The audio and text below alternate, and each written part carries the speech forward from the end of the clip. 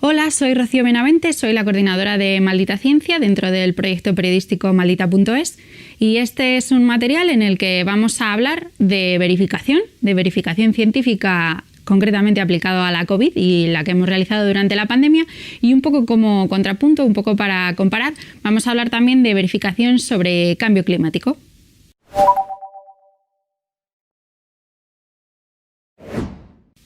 Vamos a empezar explicando un poco qué es Maldita.es para que entendáis bien a qué me dedico yo y de qué temas es de los que vamos a hablar. Maldita.es, nosotros siempre decimos que es periodismo para que no te la cuelen, aunque realmente no hacemos solamente periodismo, también tenemos una parte dedicada a la educación, utilizamos la tecnología a nuestro favor y somos grandes creyentes en el periodismo de datos, pero básicamente es periodismo para que no te la cuelen. Maldita.es es un medio de comunicación independiente, no tenemos asociación con ningún otro medio de comunicación que haya en España ni con otras empresas. Ahora mismo somos una fundación sin ánimo de lucro. Todo lo que Maldita ingresa revierte en la propia fundación, no se reparte en beneficios. Y Maldita Ciencia, el área que yo coordino, es la parte de ciencia dentro de este medio de comunicación. Igual que cualquier periódico tiene un área de ciencia, pues Maldita también tiene este área de ciencia.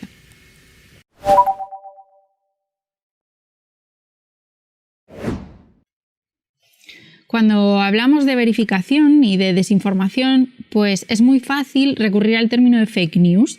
El término de fake news es una cosa que todos hemos oído mucho, que está muy de moda, pero a nosotros la verdad es que no nos gusta mucho, no lo utilizamos, preferimos hablar de desinformación porque fake news es un concepto que tiene un componente político, ideológico casi muy marcado. Todos hemos oído a Donald Trump utilizar el término fake news contra la prensa con la que no está de acuerdo, pero también porque parece que es algo nuevo cuando realmente la desinformación es una cosa que ha existido siempre y todos podemos seguramente pensar en 1000 ejemplos, ¿no? de desinformación, información engañosa que se haya podido mover en la esfera pública, en los medios de comunicación, que hayan movido quizá los políticos.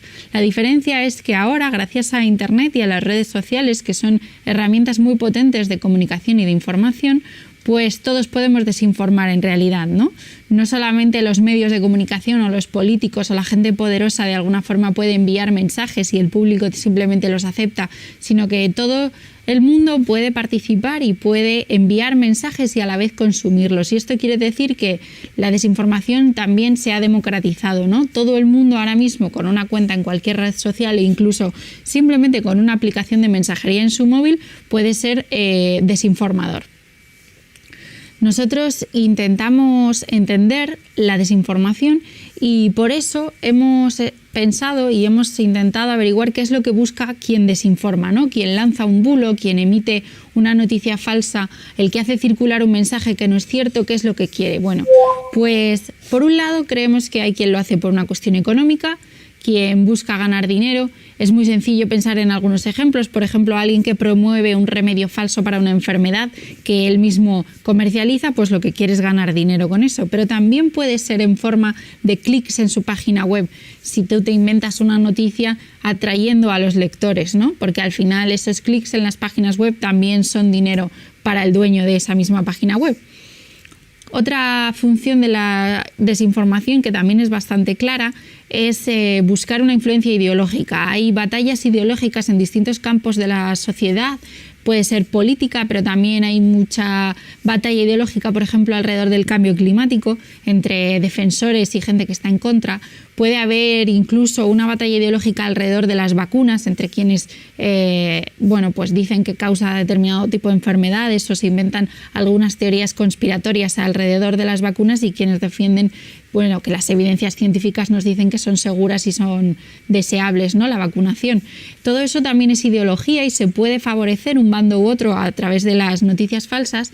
Y luego hay un tercer motivo para desinformar, que al principio parece que es simplemente por crear caos, simplemente por hacer una broma. Puede haber gente que desinforme de maneras que no somos capaces de entender cuál es el objetivo, pero nosotros creemos que detrás de eso también hay un objetivo de embarrar el ecosistema informativo, crear una situación en la que no sepas qué creer y qué no creer, y entonces no creas nada y ya dé un poco igual si algo es verdad o es mentira, porque nadie se fija realmente en los datos y en los hechos si no sabe ya qué creer o qué no creer, ¿no?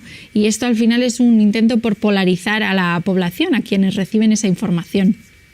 Cuando hablamos de periodismo científico en concreto, de bulos, de ciencia y de salud, creemos que la desinformación puede tener consecuencias bastante concretas.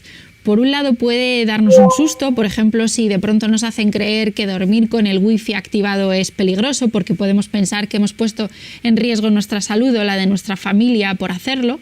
Puede costarnos dinero si efectivamente nos venden un remedio que no funciona o nos dan alguna pseudoterapia que no tiene evidencias demostradas, pero en los casos más graves puede causarnos la salud e incluso la vida. En España tenemos tristemente algunos casos de gente que ha fallecido porque por una enfermedad grave que padecían, pues se han puesto en manos de gente que promocionaba terapias sin eficacia, pseudoterapias, en vez de acudir a su médico y seguir el tratamiento pautado por un médico, por la medicina, digamos, oficial, ¿no?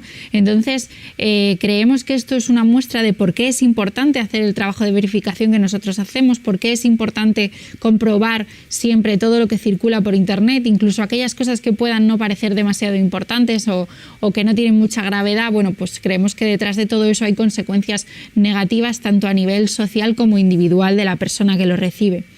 Como os decía, vamos a hablar ahora del periodismo científico y la verificación durante la pandemia, pero una de las cosas que ya os puedo adelantar es que nos hemos encontrado con que incluso la desinformación científica, incluso los bulos científicos que parecían no ir más allá del ámbito, digamos, de la salud y de la ciencia, no que eso no sea importante, pero que era ahí donde actuaban básicamente, se han convertido también en elementos de polarización social. Ahora todo polariza, ahora todo nos enfrenta unos con otros, incluidos los bulos de ciencia y de salud.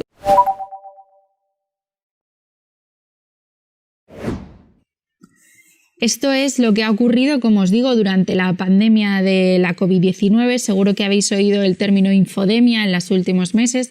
Es como se ha llamado a esta otra ola, además de la producida por el propio virus, de bulos, de desinformación, de noticias sin contrastar que se han movido tanto en los medios de comunicación como en las redes sociales, como en los sistemas de mensajería privados. Todos hemos visto, recibido, consumido este tipo de contenidos en los últimos meses. Hay varios motivos por los que esto se ha convertido en semejante tsunami de desinformación. Uno muy obvio es que todos hemos padecido miedo e incertidumbre durante la pandemia. De pronto no sabíamos lo que estaba pasando, no sabíamos lo que iba a pasar. Nuestra salud y la salud de la gente a la que conocemos y queremos se veía amenazada, o creíamos que podía verse amenazada, no sabíamos cómo protegerla. Nuestra vida cotidiana quedó totalmente detenida durante varias semanas. Aquí en España vivimos unas semanas de confinamiento muy severo, seguidas de otros en los que se fue aflojando, pero también teníamos que pasar la mayor parte del tiempo en nuestras casas, y esto, bueno, pues nos dejó con una ventana al mundo que era nuestro teléfono móvil. Todos vivimos muchos días, muchas semanas pegadas al móvil para entender lo que estaba pasando, seguir la actualidad y ver qué era lo que se iba averiguando, y esto pues es el terreno perfecto en el que la desinformación arraiga, florece y se nutre, ¿no? El miedo, la incertidumbre, pegados a un consumo continuo de la actualidad, pues nos dejó esta situación, esta perspectiva en la que los bulos se hicieron fuertes y se movieron como la pólvora. De hecho, en maldita.es tenemos un servicio de WhatsApp en el que nuestra comunidad puede preguntarnos las cosas que les llegan, las cosas que no saben, y bueno, pues así averiguar o confirmar o darnos pistas de por dónde se están moviendo los bulos. Y durante las semanas de la pandemia, sobre todo al principio, pasamos de unos 200 mensajes diarios a 1.500 mensajes diarios. O sea, la desinformación era más presente que nunca, pero para nuestro consuelo también la verificación lo era. Los ciudadanos pedían más que nunca que se verificasen las cosas que les llegaban. No querían creer simplemente lo que les llegaba sin más, sin ejercer un espíritu crítico, y nosotros la verdad es que ahí vimos que nuestro trabajo, bueno, pues no solamente era necesario, sino que en muchos lugares y muchas personas lo agradecían y lo consumían y lo utilizaban para dar un poco de sentido a lo que les iba llegando, ¿no? Es verdad que los bulos que hemos ido trabajando durante la pandemia del coronavirus no han sido siempre iguales y han ido variando en temática a medida que avanzaba la pandemia también. Luego, al final, todos se han mezclado, pero sí que podemos marcar una especie de evolución más o menos bastante clara. Los primeros bulos que nos llegaron fueron antes de que llegase la propia enfermedad, cuando todo lo que sabíamos eran cosas lejanas que ocurrían en China. Fueron muchos bulos precisamente racistas sobre China y sobre la ciudadanía china, sobre sus costumbres, sobre cómo se alimentaban, un poco señalándoles y culpándoles de lo que estaba ocurriendo en base a esas costumbres que nosotros considerábamos pues un poco despectivas de alguna forma. Hubo una segunda fase de todos estos bulos que tuvimos que combatir en la que la enfermedad ya estaba aquí o por lo menos se estaba acercando mucho y no se sabía gran cosa ni de prevención, ni de cura, ni de manejo de la enfermedad. Y eso dio pie a muchísimos bulos propiamente científicos y pseudocientíficos sobre supuestas curas, supuestos remedios que iban desde hacer gárgaras con agua con sal a beber un producto llamado hipoclorito de sodio, un MMS también se conoce, con sus supuestas propiedades curativas y defensoras del sistema inmune y demás, porque realmente estábamos un poco asustados, veíamos llegar la enfermedad cada vez más cerca y no éramos capaces, no sabíamos nada de cómo prevenirlo y cómo evitar lo que iba a ser un poco desastroso. Una siguiente fase de bulos se produjo una vez que la COVID ya estaba en España y las cifras iban en aumento rápidamente.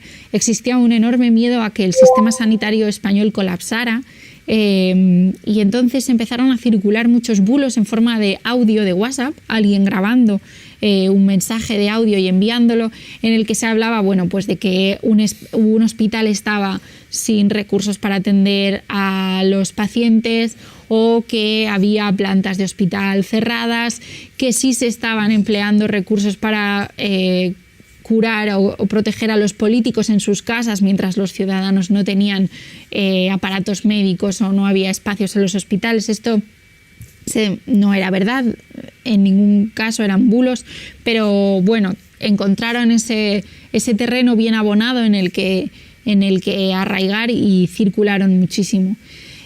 Una vez que la gran primera ola pasó y la cosa se estabilizó un poco, llegaron los bulos conspiratorios, los bulos negacionistas, los bulos que decían que las mascarillas no funcionan y son peligrosas, los bulos que dicen que las pruebas PCR no sirven, los bulos que niegan incluso la existencia del propio virus o de que la pandemia no existe o de que las vacunas se van a utilizar con fines oscuros. Eso fue la última ola y está siendo quizá la más complicada de desmentir porque son teorías que no atienden exactamente a razones científicas, sino que están más bien arraigadas en creencias personales y son un poco difíciles de contrarrestar.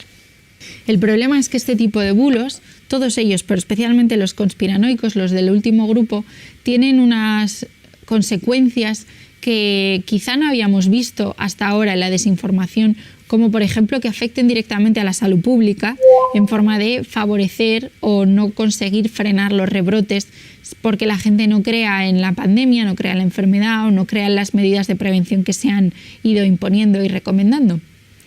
Además, son otro tipo de bulos, como os decía, tienen mucho que ver con las creencias personales que favorecen y impulsan y alientan esa polarización de la sociedad, ya que ya no es tanto si una cosa cura o no curas, como si no crees que te están engañando o si estás conmigo, estás contra mí, y hay una batalla ideológica en torno a aspectos de la salud que antes quizás se podían ver en temas como las vacunas, pero que ahora rodean casi todo lo que tiene que ver con la enfermedad y también con la gestión que se hace por parte del gobierno y de las comunidades autónomas aquí en España de la enfermedad.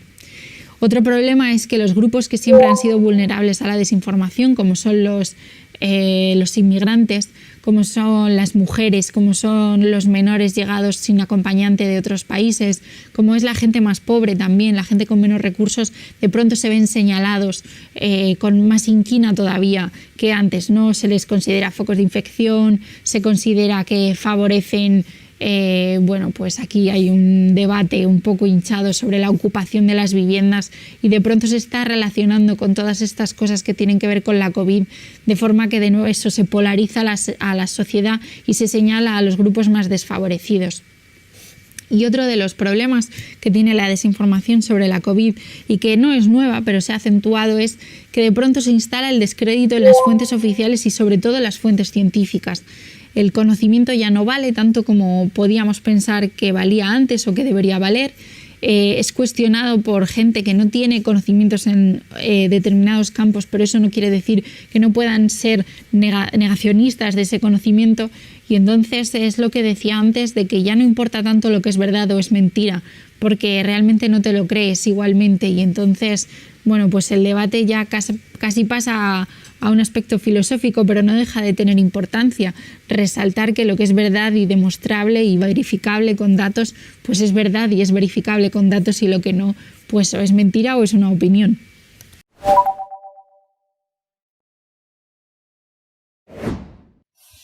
Ante este tipo de bulos y con estos riesgos de los que estamos hablando, voy a contaros un poco cómo trabajamos en Maldita Ciencia para que entendáis un poco el trabajo que nosotros hacemos y quizá pues, os pueda ayudar a hacer a vosotros un trabajo parecido. Nosotros lo que hacemos al final es periodismo, y eso es como lo que hace cualquier periodista del mundo. Nosotros hacemos periodismo científico, pero no es tan diferente del que hace cualquier otro periodista. Nosotros elegimos las historias de las que queremos hablar, elegimos qué es lo que queremos verificar, intentamos hacer un equilibrio entre lo que nos parece que se está haciendo más viral y lo que nos parece que es más peligroso. Creemos que hay cosas que quizá parezcan inocuas, pero si todo el mundo las está creyendo hay que desmentirlas, y luego hay otras cosas que quizá no están circulando tanto por internet, pero son muy peligrosas y necesitan ser desmentidas antes de que alcancen esa viralidad. Entonces intentamos hacer una especie de equilibrio entre una cosa y la otra, y así elegimos en qué temas vamos a entrar a desmentir. Y una vez que tenemos esos temas elegidos, lo que hacemos es lo que haría cualquier periodista, que es acudir a fuentes relevantes sobre el tema, que en ciencia pueden ser papers y estudios científicos, pueden ser organismos científicos nacionales o internacionales, o pueden ser expertos, pueden ser personas que tengan un conocimiento de un área o una experiencia en un área relevante, y entonces son los que nos pueden ayudar pues, a saber si algo es verdad o es mentira y a explicarlo de una forma comprensible. Hay un caso concreto de fuentes que utilizamos en Maldita Ciencia, que es lo que nosotros llamamos los superpoderes de los malditos. Son miembros de nuestra comunidad que se han inscrito en se han hecho socios de Maldita y nos han contado en qué son expertos ellos. Entonces siempre podemos recurrir cuando necesitamos a alguien que conozca algo de un campo y quizá haya alguien entre esos malditos que sepa de eso. Hola, malditas y malditos. Tenemos que daros las gracias porque ya lleváis mucho tiempo ayudándonos a luchar contra las trolas y los bulos. Nos avisáis de los que os llegan y nos ayudáis a viralizar los desmentidos. Ahora os pedimos que también nos ayudéis a explicarlos, utilizando vuestros superpoderes, que son esas habilidades y conocimientos que tenéis y con las que nosotros no podemos ni soñar. Es que en Maldita Ciencia tenemos que hablar de muchísimos temas. Un día es la energía nuclear, otro día es el clima, un día es dermatología, otro día es oncología, un día son aditivos alimentarios, otro día son dietas veganas. En eso sois vosotros, nuestros malditos expertos, los que nos podéis ayudar a detectar las mentiras y explicar las verdades de estos y otros muchos temas. Pero no nos interesa solamente lo que sabéis, sino también qué cosas se os dan bien. Por ejemplo, ¿eres todo un artista explicando cosas complejas con dibujos sencillos? ¿O se te da bien por algún motivo escribir canciones sobre cohetes y bacterias? ¿Puedes ayudarnos a iluminar vídeos como este? Todo eso también es un superpoder y también nos ayuda. Si queréis ayudarnos a luchar contra los bulos y las trolas, entrad en comunidad.maldita.es y registraos como malditas y malditos. Y recuerda, juntos es mucho más difícil que nos la cuelen.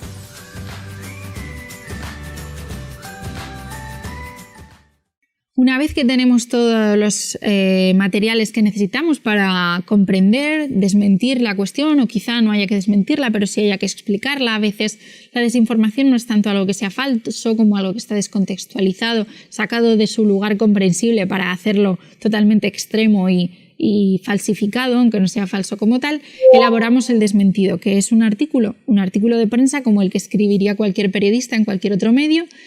Una vez que hemos elaborado ese artículo, que es la base de nuestro trabajo, intentamos conseguir para nosotros esa viralidad que tienen los bulos, adaptando ese contenido, esa misma información que nosotros hemos conseguido elaborar a otros formatos. Puede ser un vídeo, puede ser un audio, puede ser una sección en radio, puede ser una cartela, una ilustración, puede ser un vídeo breve en TikTok, puede ser cualquier cosa que nos permita trasladar esa información que nosotros tenemos a todo el público posible que creamos que puede beneficiarse de distinguir entre si algo es cierto o no.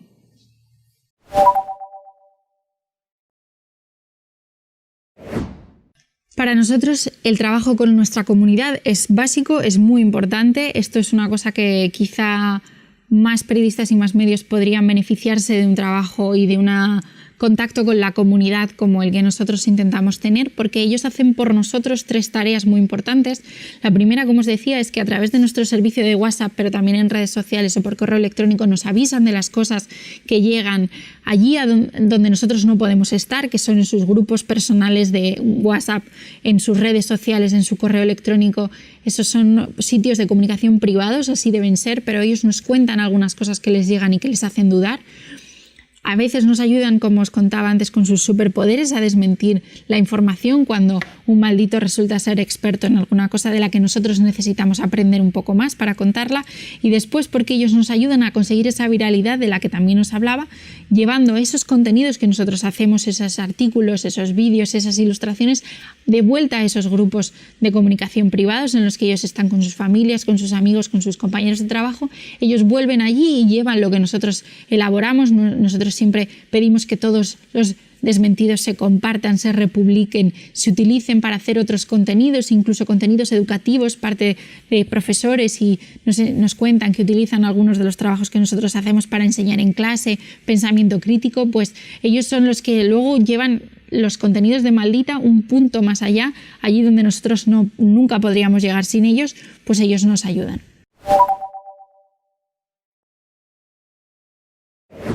Volviendo otra vez al trabajo de verificación durante la pandemia de COVID-19, es verdad que el trabajo de verificación científica que hemos realizado estos últimos meses ha tenido algunas dificultades extra por tratarse de una situación tan particular.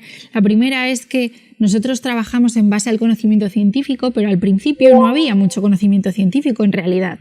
Había muchas cosas que no se sabían, de hecho la mayoría de las cosas no se sabían y bueno, teníamos que trabajar sin certezas. Eso es una cosa muy desconcertante, muy difícil y que además es una desventaja que la gente que inventa bulos y la gente que pone desinformación en circulación no tenía. Porque cuando tú no tienes que basarte en la verdad y en los hechos, digamos que puedes ser mucho más libre al inventar, ¿no? Y entonces era gente que podía, bueno, pues ofrecer unas certezas a la población que la población realmente quería y demandaba, bueno, pero que no eran reales, estaban basadas en falsedades. Y eso ha visto nuestro trabajo, bueno, pues un poco impedido, obstaculizado. Hemos tenido que trabajar con mucha cautela, con mucho cuidado, porque realmente no podíamos ofrecer muchas certezas al público, a pesar de que tanto ellos como nosotros las queríamos, pero simplemente no existían. Además, hubo otro problema, por lo menos en España y seguro que en otros sitios también. De pronto había muchísimas voces en muchos sitios hablando al mismo tiempo y no siempre era fácil distinguir quién realmente era una voz autorizada para hablar de un cierto tema. En esta pandemia, tanto en el área, incluso en el área científica, se han mezclado muchos aspectos diferentes de microbiología, de virología, de epidemiología, neumología, gestión sanitaria. Y todas esas cosas requerían expertos diferentes y cuando alguien presume de ser experto en todo, pues normalmente sus opiniones siempre hay que tomárselas con un poco de cautela, ¿no? Porque en una área tan compleja saber de todo es realmente difícil. Entonces otro trabajo añadido que hemos tenido que hacer y que ha supuesto una dificultad era distinguir una buena fuente de una fuente que no era fiable en un tema concreto, porque parecía serlo y quizá lo fuera en otros ámbitos, pero no en el que tú necesitabas en ese momento y ha habido que distinguir. Y otra dificultad que ya he mencionado antes es que nos hemos encontrado con con un esfuerzo y con un empeño en polarizar a la sociedad que, aunque podíamos intuir antes en algunos temas, desde luego no era tan presente como ha sido ahora, y eso ha supuesto una capa más de dificultad hacia nuestro trabajo porque nos hemos encontrado con una capa más de cinismo o de mal recibimiento de alguna parte del trabajo que hemos hecho de desmentido por parte de gente que realmente no estaba tan interesada en diferenciar entre lo que era cierto y lo que no, como en crear un poco de cizaña, ¿no? En polarizar a la gente, en separar y fracturar una sociedad que, en España nunca ha sido muy, muy cohesionada, pero ahora está, digamos, más fracturada que nunca.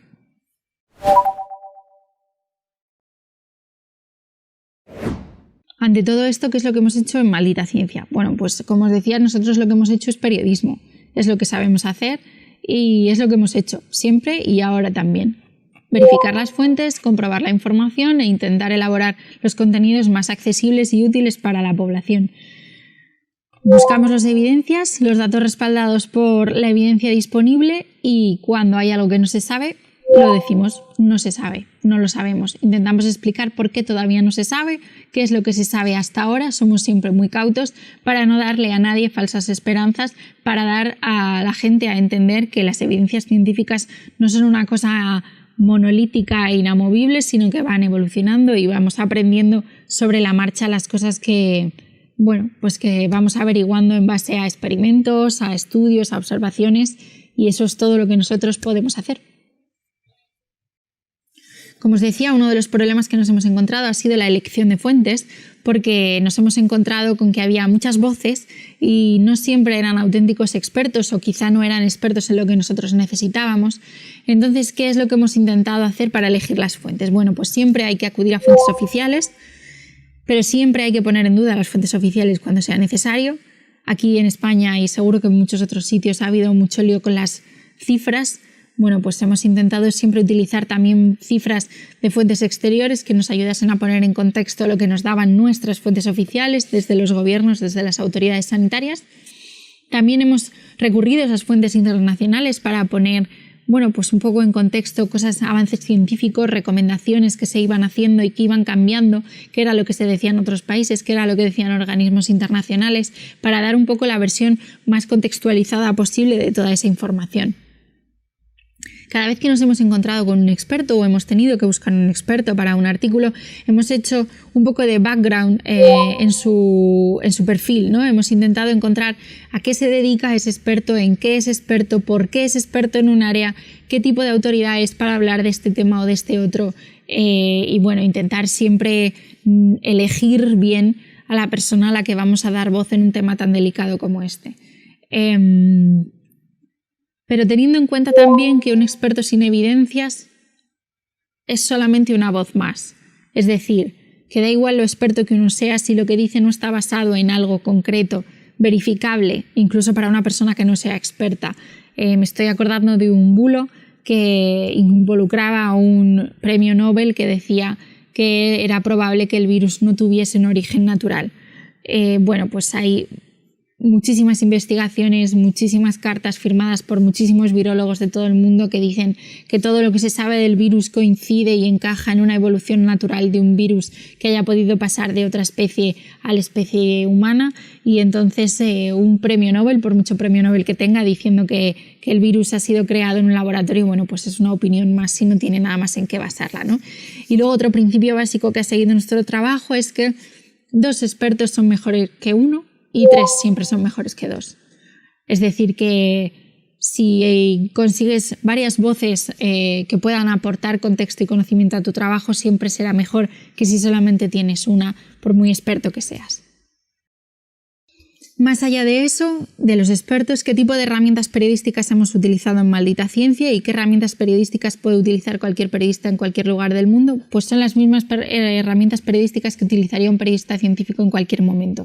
Fuentes oficiales, como os decía antes, donde consultar los datos y las recomendaciones.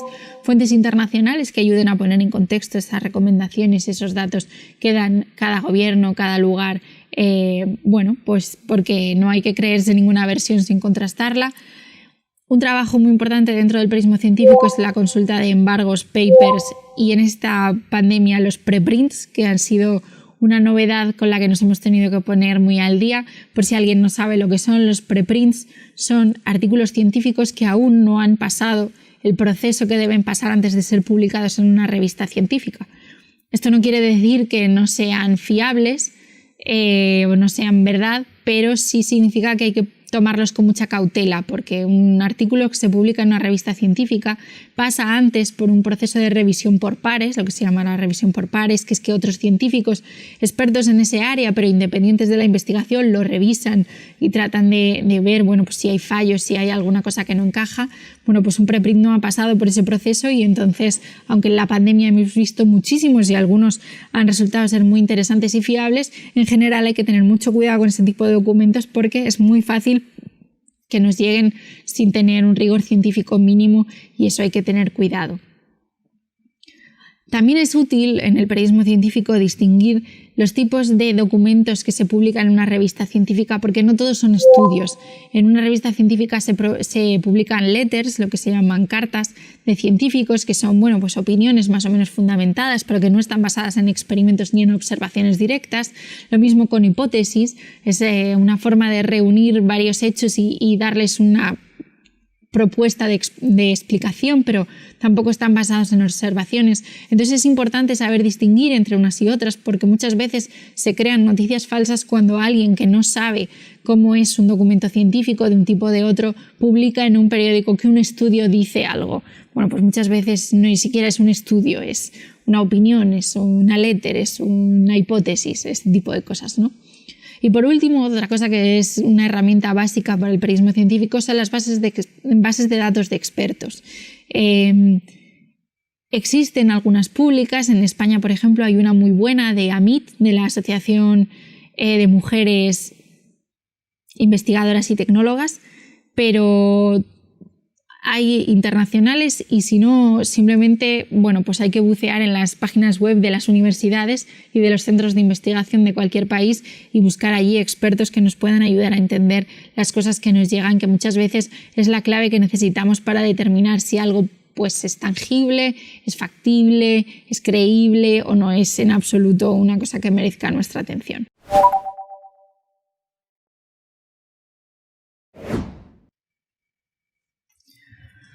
Ahora vamos a hablar un poquito del cambio climático, verificación y cambio climático, porque en contraste con la COVID, que ha sido una especie de crisis intensa en muy poco tiempo, el cambio climático está siendo una crisis cocida a fuego lento, ¿no? Y nunca mejor dicho, quizá.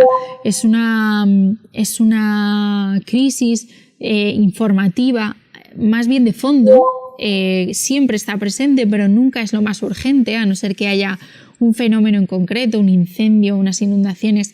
Es raro que este sea el centro de atención de la ciudadanía, lamentablemente, pero también es un tema muy ideologizado y por lo tanto también tiene mucho peso para los bulos y la desinformación.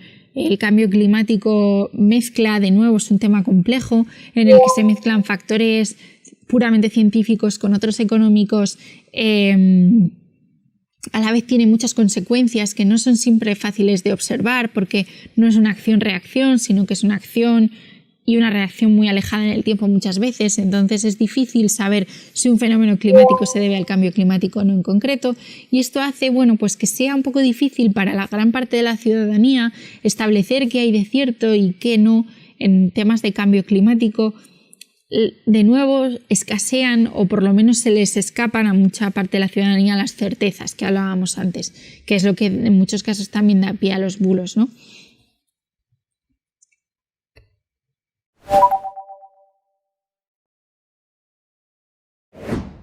¿Cómo hacemos la verificación en temas de cambio climático en Maldita Ciencia? Bueno, pues como os decía antes, lo que hacemos es periodismo. Es el mismo periodismo que se hace en cualquier redacción. Comprobamos la literatura científica que hay sobre un tema, acudimos a las fuentes relevantes y elaboramos contenidos comprensibles y útiles para la mayoría de la ciudadanía, que es al final el público al que nosotros queremos llegar. Nosotros creemos que dando buena información, pues la gente puede tomar mejores decisiones y si no las toma, por lo menos no será porque no estaba bien informada, ¿no? De nuevo intentamos, bueno, pues que esa buena información que nosotros queremos transmitir se convierta en lo más viral posible, y entonces elaboramos pues esos formatos de los que os hablaba antes, que puedan adecuarse a distintos públicos, a distintas redes sociales, a distintos entornos, para que así la información pues llegue lo más lejos posible.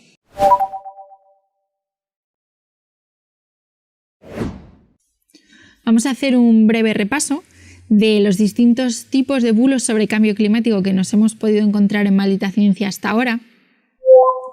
Uno sería el de las imágenes falsas o descontextualizadas. Muchas veces no es por mala intención, pero se viralizan fotografías, por ejemplo, que en realidad son ilustraciones o que son composiciones y se utilizan como supuestas imágenes de incendios, por ejemplo, o de inundaciones, o bueno, mapas de vista aérea que luego no son reales, ¿no? Y se utilizan para potenciar una noticia que no es real, se viralizan como reales cuando no lo son.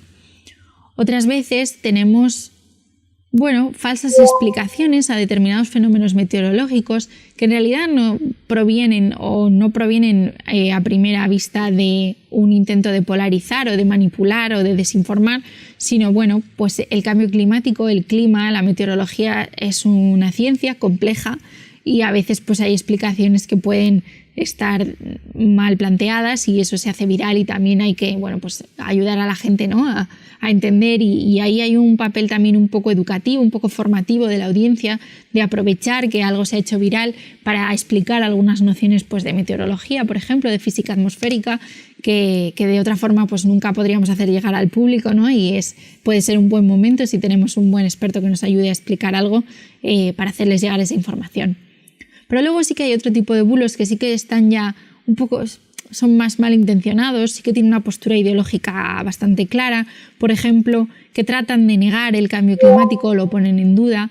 Por ejemplo, en un incendio insinuar que en realidad fue un incendio provocado por un ser humano y esa es toda la explicación, obviando, bueno, pues que hay factores de sequía que potencian este tipo de climas extremos, que quizá un incendio haya sido en origen provocado por un chispazo de un ser humano, pero que esos incendios luego se conviertan en los peores incendios en décadas, tiene una explicación más allá de eso, ¿no? Que tiene que ver efectivamente con el cambio climático.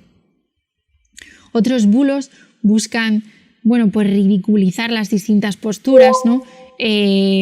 Insinuando que en las manifestaciones por el cambio climático las ciudades quedan llenas de basura, o diciendo que para combatir el cambio climático habrá que comer cadáveres, por ejemplo, que era una cosa que nosotros tuvimos que desmentir que había dicho la ONU y que no es verdad, ¿no? Se intenta pintar a tu oponente ideológico como una caricatura grotesca y eso al final, bueno, pues lo que hace es desprestigiar también la idea detrás, ¿no? De eso, del cambio climático, del cuidado del medio ambiente. En otros casos, por ejemplo, ocurre al revés. Para potenciar o para remarcar y subrayar la importancia de combatir el cambio climático, se cogen informes muy científicos moderados y se exageran hasta decir que en el año, no me acuerdo cuál, ya no habrá playas en el mar Mediterráneo, ¿no? Pues esto es una cosa que se dijo que había dicho un informe del IPCC, del Panel Internacional de Expertos en Cambio Climático, pero no era verdad. Y bueno, para que esto ocurre en los dos bandos, ¿no? Que no se puede decir que solamente un bando desinforme y el otro no.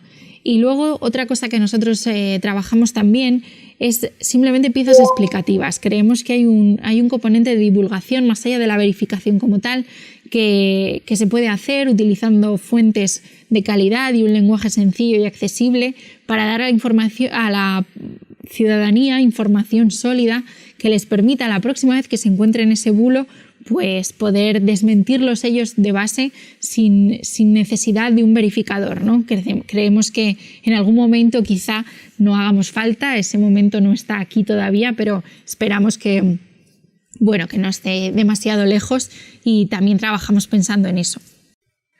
Vamos a poner un ejemplo de un tipo de bulo que tiene que ver con el cambio climático y con el uso de imágenes que no son exactamente lo que se viraliza. Esta es una imagen que se hizo muy viral durante los incendios que hubo en Australia a principios de 2020, que se movía como prueba de lo espectacular que estaban siendo los incendios, ya que supuestamente era una imagen tomada por un satélite de la NASA. Sin embargo, haciendo una búsqueda inversa nos encontramos con que no era así. En realidad no es una foto de la NASA, no se ha hecho desde un satélite. Es una visualización de los incendios hecha así a partir de datos de la NASA, pero no era una foto concreta, sino una acumulación. Era una especie de gráfico, decía el autor, un artista que se llamaba Anthony Hersey, en el que había ido sumando la información de todos los incendios para visualizar de una sola vez el daño que estaba ocurriendo, pero no todos esos incendios en realidad estaban ocurriendo a la vez. Él decía esto, piensa en esto, como en un gráfico, más bonito que un gráfico. Ten en cuenta que no todas las áreas siguen ardiendo, esto es una compilación. Vamos a ver ahora 2 ejemplos de cómo se pueden retorcer los argumentos de un informe oficial o de una fuente oficial para que encajen en tu punto de vista en un tema ideologizado como el cambio climático, según estés a favor o en contra de las teorías que dicen que el ser humano es el culpable del cambio climático. Aquí vemos un bulo. Aquí en España se viralizaron unos tweets en los que se decía: la NASA admite que el cambio climático ocurre por la órbita de la Tierra alrededor del Sol y no por los combustibles fósiles o los coches. Bueno, hubo varios mensajes de este tipo y nosotros nos pusimos a averiguar si efectivamente la NASA había dicho algo así. La primera pista de que esto es falso es que si la NASA hubiese dicho algo así nos habríamos enterado todos, probablemente, y no nos lo descubriría de pronto un tweet o de pronto un blog desconocido, ¿no? Pero bueno, en cualquier caso, oye, podía ser. El caso es que nos pusimos a buscar y no encontramos en ningún sitio que la NASA hubiese dicho eso, no hay un enlace, no hay unas declaraciones, no hay una nota de prensa de la NASA diciendo nada parecido, un anuncio que parece tener cierta relevancia a nivel, climatológico, económico, mundial, ¿no?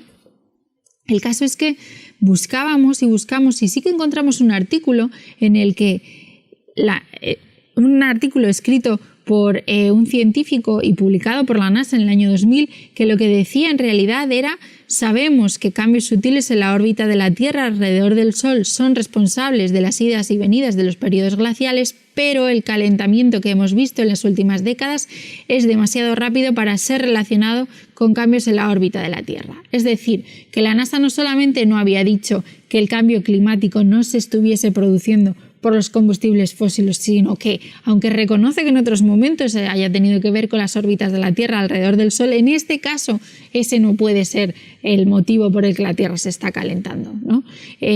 Si buscáis este artículo podéis encontrar muchas más documentaciones que encontramos, pero básicamente también nos encontramos con que la propia NASA tiene una página web en la que explica las causas del calentamiento climático y precisamente señala los gases de efecto invernadero procedente de la quema de combustibles fósiles. Es decir, que la NASA no solamente lo ha negado, sino que lo afirma en muchas de sus páginas web que están accesibles para el público en cualquier momento, ¿no? Simplemente con hacer un poco de búsqueda era fácil de encontrar. Por otro lado tenemos este otro bulo que decía, pues se movía como una pantalla un pantallazo de Crónica, que es el suplemento del periódico El Mundo, uno de los periódicos más leídos en España. Es una captura que se fecha en 2001 y en la que supuestamente se incluye un fragmento de un informe del IPCC, del Panel Internacional del Cambio Climático, en el que se predice que en el año 2020, o sea, el año en el que estamos ahora, el Mediterráneo se habrá quedado sin playas debido al deshielo debido al calentamiento global. En fin, el caso es que hicimos un poco de búsqueda y no encontramos con que ese informe realmente existiese. El IPCC no había dicho nunca que en 2020 no fuese a haber playas en el Mediterráneo. De hecho, desde Maldita contactamos con 2 de las autoras de ese informe, de los decenas de científicos que forman parte de esos paneles, que nos negaron que se hubiese incluido esas previsiones para el año 2020 en el que estamos, ¿no? Entonces es otro ejemplo de cómo se puede llevar la información y al otro lado y decir que exagerar esas predicciones climáticas, sobre todo a pasado, para que encajen un poco mejor, ¿no?, en nuestra postura ideológica de lo que sea.